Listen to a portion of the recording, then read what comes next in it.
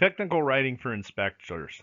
Module 7. What makes a good report? Gary A. Pace, PE, CWI, Katy, Texas. TexasWeldingEngineering.com. Learning objectives.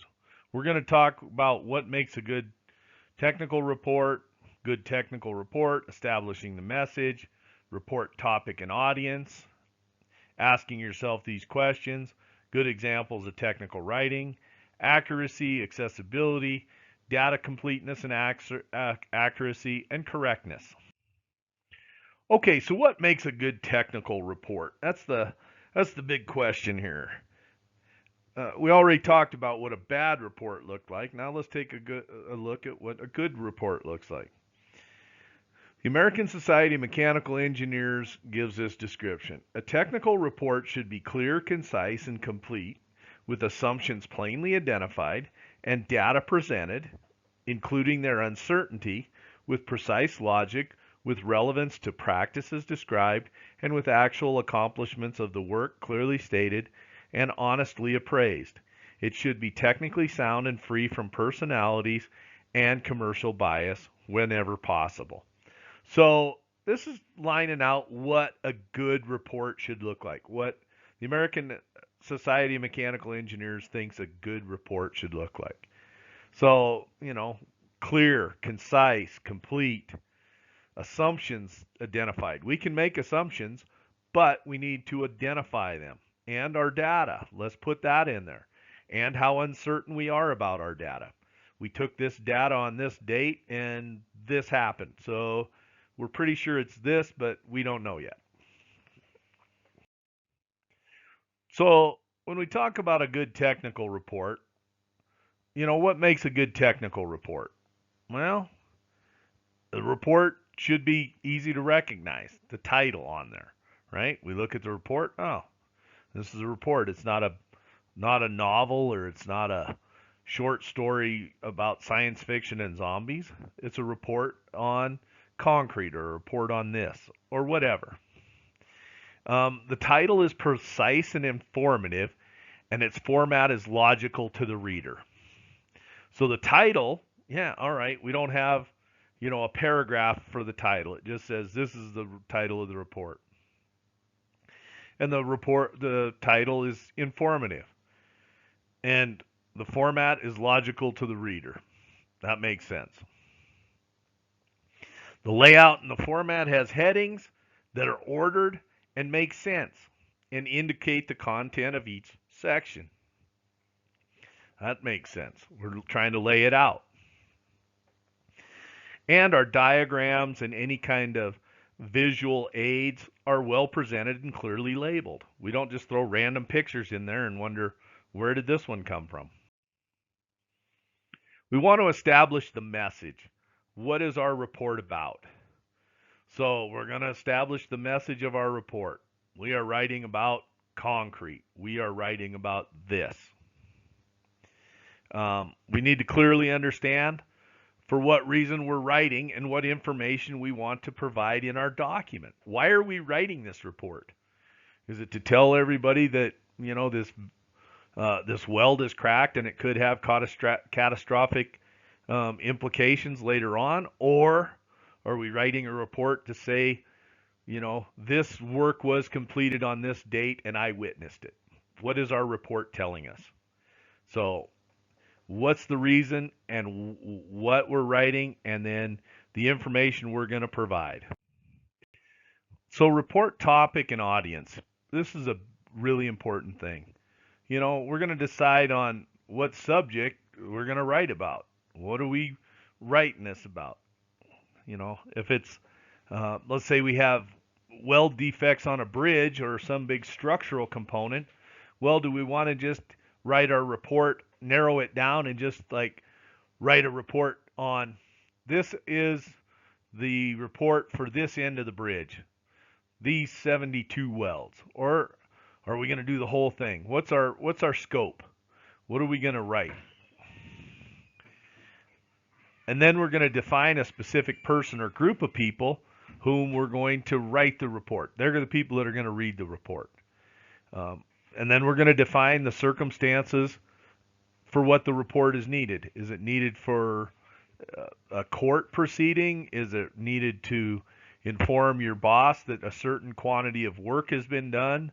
Is it a failure analysis report? What is this report for? What are we going to do with this report? And then the purpose. Define what the report's going to accomplish. What information does the audience need? Does your boss just need to know, okay, this, and this was done, and these are the quantities of work were done on between this date and this date? Does your boss need to know what weld defects there are, or maybe you're an expert witness in a some kind of legal type of situation? So you got to understand what information the audience needs. Report type, decide on the type of report. Is it a technical background report? Is it a weld inspection report? Is it a feasibility report? Is it work instructions, or what is this? What is our document going to be? What is our audience, and who are we writing this for? And what is its purpose? So you got to ask yourself these questions. Is there a hard, specific, factual data for this report? Sometimes you're going to have really good data, sometimes you're not. Sometimes you might be filtering through data and looking at it through a lens that somebody else might disagree with, and you're trying to show them that, no, this is what the data really means. Are you going to have a couple of graphics in there? One or two graphics. Is this report going to require graphics? Yes or no? Is there some realistic need for this report? Sometimes people write reports. I've heard horror stories of people writing reports every week and sending it to their boss, and their boss doesn't even read it. But they were writing these reports because the previous boss wanted them. So, you need to understand, is this report really needed before we put a bunch of time and effort in? So when we're talking about good examples of technical writing, it provides the reader with complete information. That's the main thing we're trying to convey. The reader doesn't have to look for additional piece of information to understand the report.